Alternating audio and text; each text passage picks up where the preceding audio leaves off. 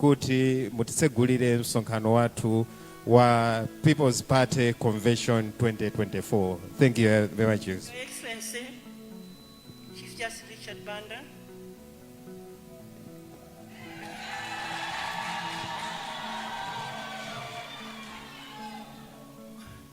Honorable Peter Kamange, Chair of the Convention, Honorable George Mnesa, President of Mafunde,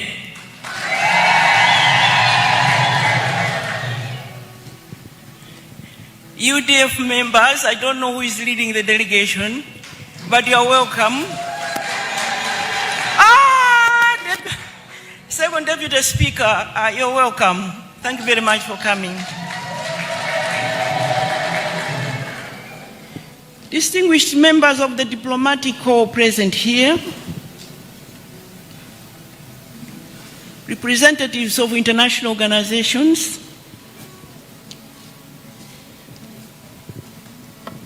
vice presidents from all regions,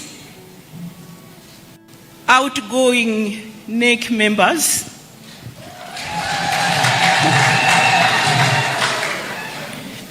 PCs and regional members,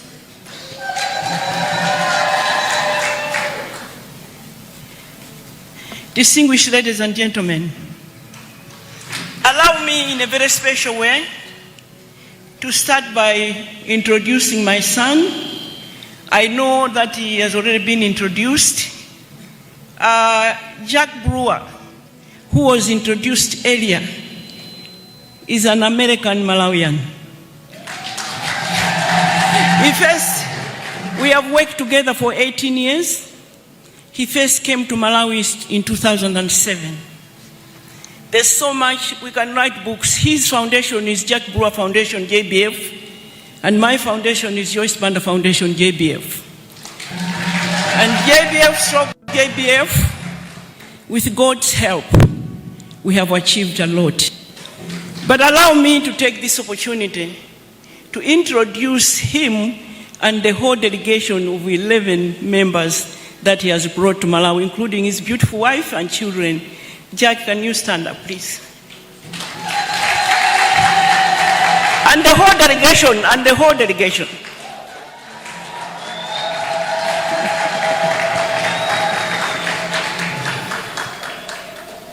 Thank you very much. Allow me to introduce in a very special way Mr. Honorable George Mnesa and all members of Mafunde. Taimani amafunde taimani.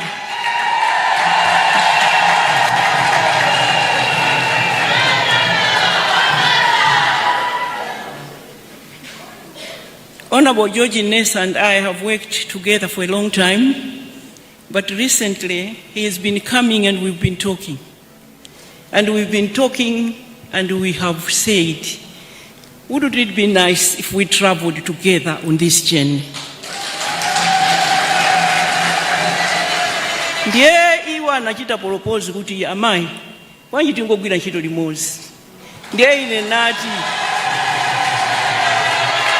ndiye kwabwino kukainena tunkhani imeneyo, ndiye ndi ku convention, kuti tonse tikamvere limodzi.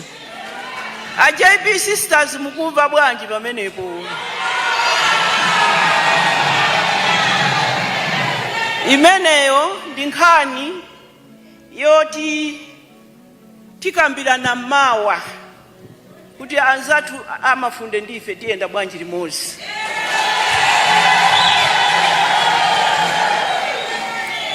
Panopo ngati pabwera DPD, APDP, kayalipo APDP?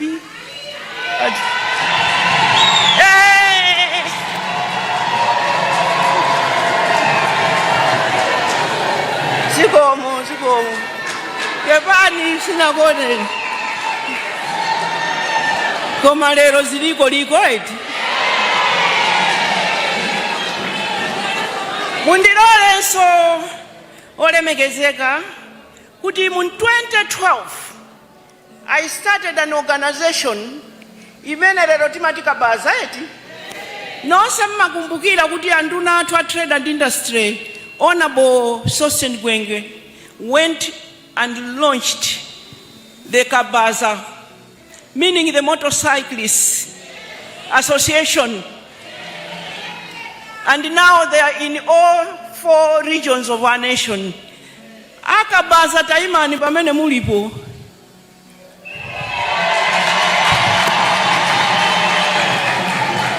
Anango ndiyimbira telefoni kuti tabwera mai. Mungu ali munaliyamba nokha ndiye ife tabwera. Distinguished ladies and gentlemen, I would like you to allow me to give my remarks in Chichewa. The reason being, my chair has given the same speech in English. Ndiye ndimangoti tonse tisatenge usi titenge chani.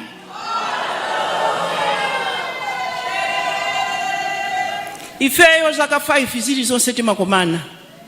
Ndiye tikakomana timapanga chisankho. Koma ulendo uno tabwera titamanga fundo.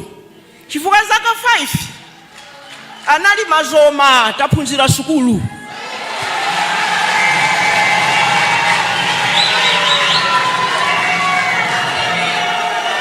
Tisaname kuti zili bwino koma tikuziwa kuti mavuto alipo.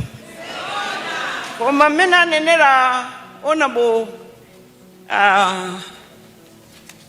acting secretary general, a people's party akuziwa chochita kuti zithe. Amakhoza anachitapo. Pamene tinkalowa paja mmene anenera muja honorable Kamange, chuma cha dziko lino chinali chitakwera by 2-3%. Ndiye mukazaona dziko likukwera ndi folo kumasika musi, ndiye kuti mafuta kulibe, chakudya kulibe, mankhwala kulibe, madeski kulibe, mavuto okhaokha. Chuma chija chikakwera kumafika 5% kumapita kutsogoloku, ndiye mmaona sopanonga mpwechepweche. Ndiye ife amene tinkalowa muja ndiye zitavutiratu. Wina afuna asafune. Sikuti somawa lino anthu azitukana kuti tikunama. Chifukwa sizimakhalanso muyezo wina wache zimangooneka zokha. Kodi anthu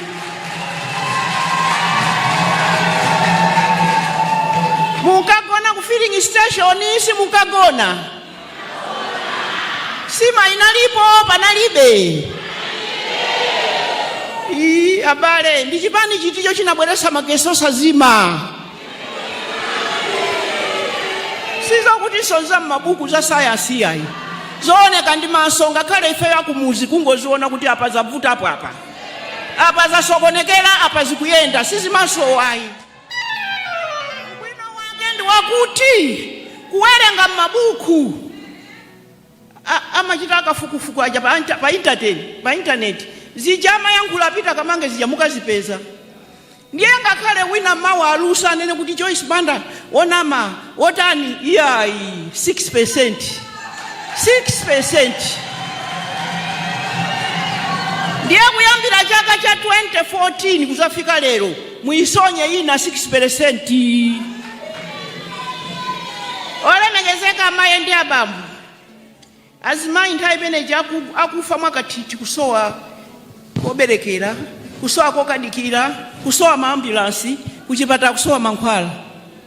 Ife tinamanga ma holding shelter 24 in 2 years.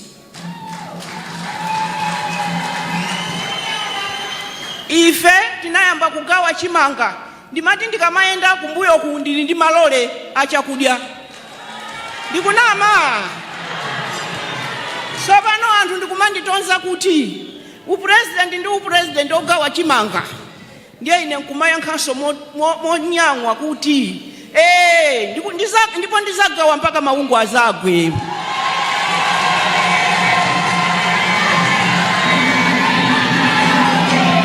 Mukukumbukira?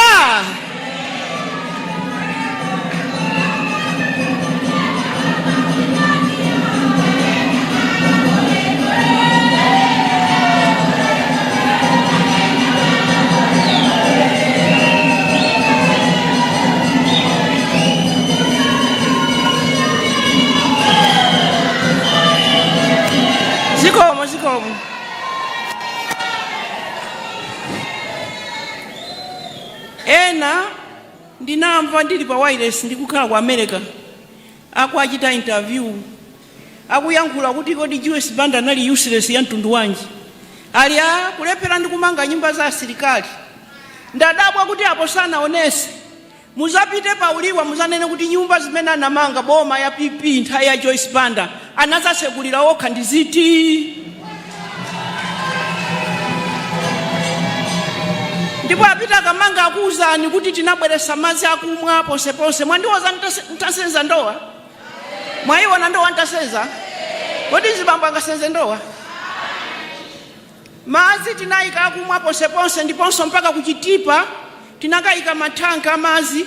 Ine nkuzala mtengo kumeneko mupite lero mukaona kuti mtengo uja anazula eti phuzo. Koma madzi alipo anthu akumwa ndiye ndizosadandaulisa. Olemekezeka amayi ndi abambo, tinayesesa kuti pamene magesi asakuzima tionjezere mphamvu za magesi. Tinayitanisa zisulo za magesi zija kubwera zinajomba pa Tanzania anakana kuti sizingaduse.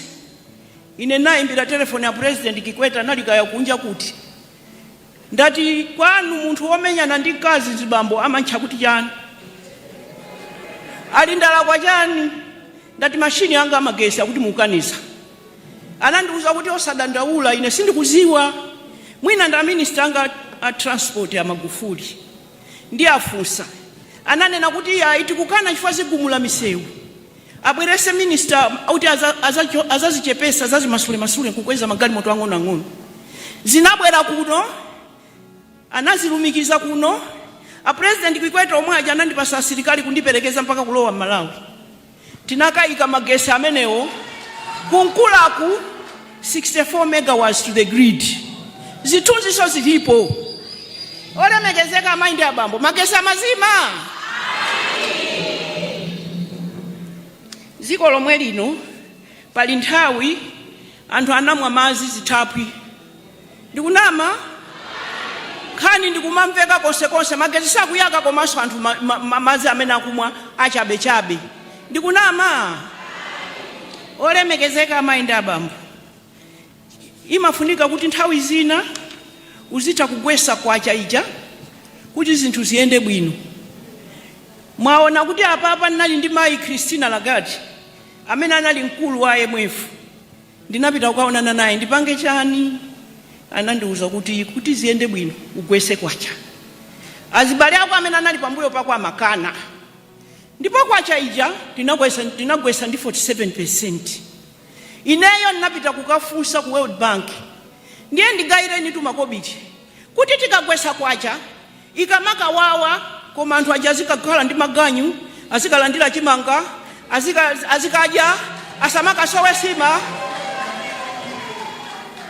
Chachikulu chimene Mulungu mphaso imene anandipasa ndiyakuti ndimayankhula nawo Amalawi. Kulongolola komweku ndiye Amalawi ndimaona kuti amandimva amayima nane. Ndinakuwuzani kuti zikhale ngati mwana watentha thupi. Ndiye tikumbaya Jackson inu mukubva kupweteka ifa ndinu mayi obereka. Koma Jackson ija mukambaya mwana uja thupi lizizira. Ndiye kuti mwana wanu achira. Tiyeni Amalawi anzanga tivutike kutsogoloku kuliza bwino. Ndiye amaliwongo aja ankati akapita m'mizi muja. Mwamuona wagwesa kwacha leye komanso zulu analipomba na magawa chimanga. Ife zogwesa kwachazo sitikuziziwa. Zimene tikuziwa tuza kuti kutsogoloku tifika pabwino. Kodi inapweteka? Kugwesa kwacha kwa 2012 unapweteka? Olemekezeka amayi ndi abambo, zimafunika ansa mukakhala mbomamu kumaziwa kuti majority ya ife anthu tili kumizi.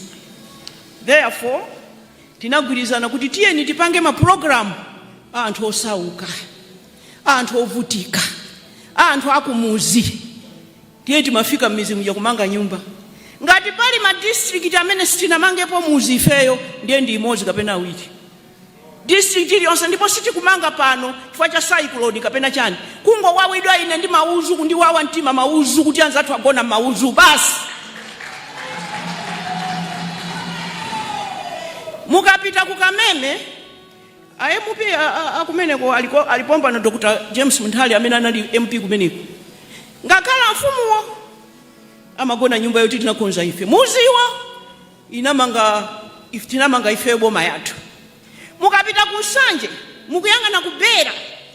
Muzi wosirizirawo tinamanga ife. Anthu agona nyumba zomanga boma ya People's Party. Ndiye mizi imene tamanga apa.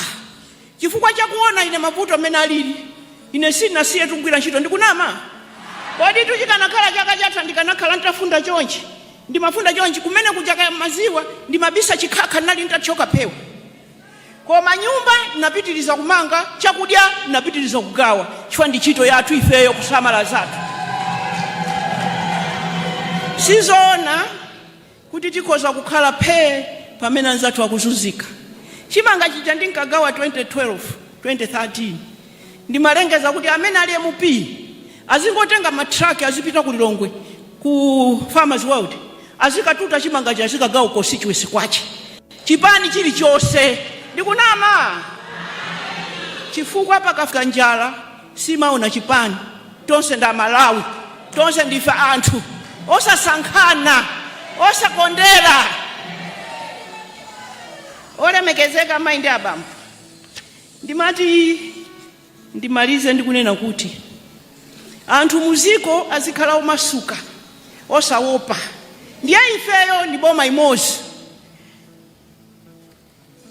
In the country at one time, a minister had powers to ban a newspaper, as Honorable Peter Kavange said, or even direct government ministers and departments and agencies not to advertise with special media houses.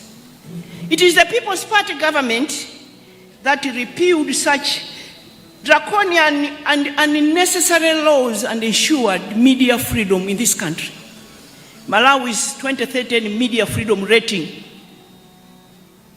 by the Reporters Without Borders rose by 71 positions from 146 to position 75. Tizombele manja bwa. Kumenya na ndikatangale, fighting corruption. I say this because even my friend Ngozi Wera has written a book that fighting corruption is dangerous. You are fighting powerful people who have a lot of money, who have stolen. They can smear that back onto you. They can make noise and they can use propaganda and bury you. I'm still standing. 2024, I'm still standing.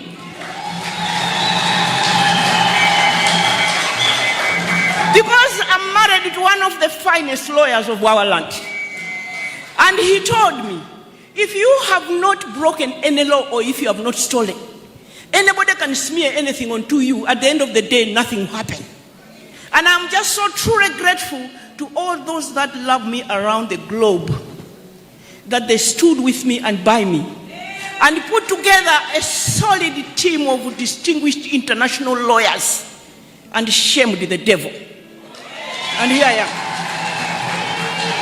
My message to Malawians is that every government that comes and goes will have instances of corruption. What matters is what that leader does to deal with the matter. Now, in my case, my husband told me, you want to tackle corruption, you want to arrest thieves, be prepared to exit because they will really pounce on you. I told Richard Banda, I said that is a small price for me to pay. So I went outside, found me a job, did my research on women's participation in leadership, wrote a book while my team of lawyers were working, gave me of the necessary certificates, including here. And my legal team advised me to go to court for defamation and won the case. Distinguished ladies and gentlemen, the day I came at the airport, everybody was there. I said, and I caught myself, I'm back, prosecute me and arrest me. Yes, I had all the certificates in my bag. In fact, they are in my bag right now.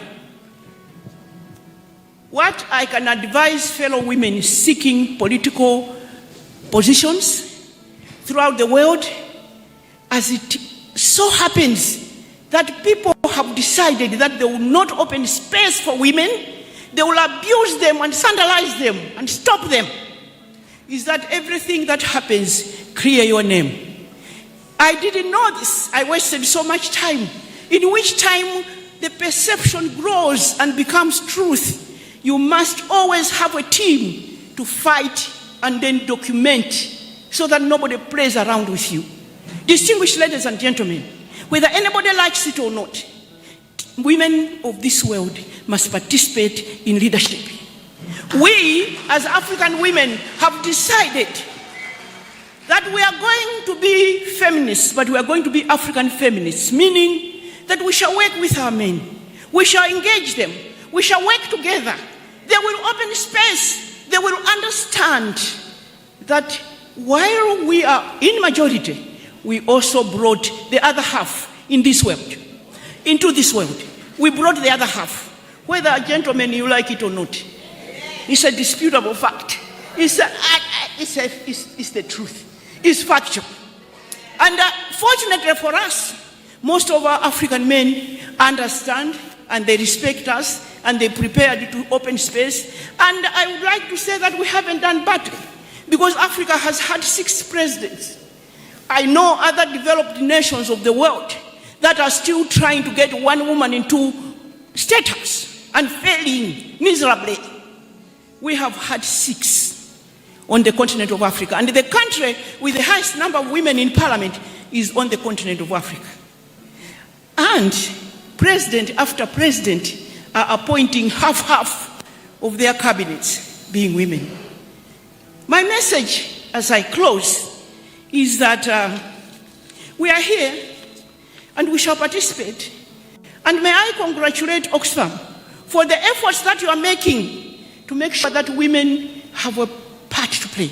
Women are participating in leadership. We have watched hopelessly and helplessly over the past 6 months, watching our fellow woman just seeking to become a vice president of a party be called all manner of names, scandalized. We knocked every door on her behalf and failed. But you know the good news? Malawians are not stupid. They cannot be bought like chicken. They have decided that bring the money, we shall eat it. But when it comes to vote, we shall vote with our mind and with our conscience.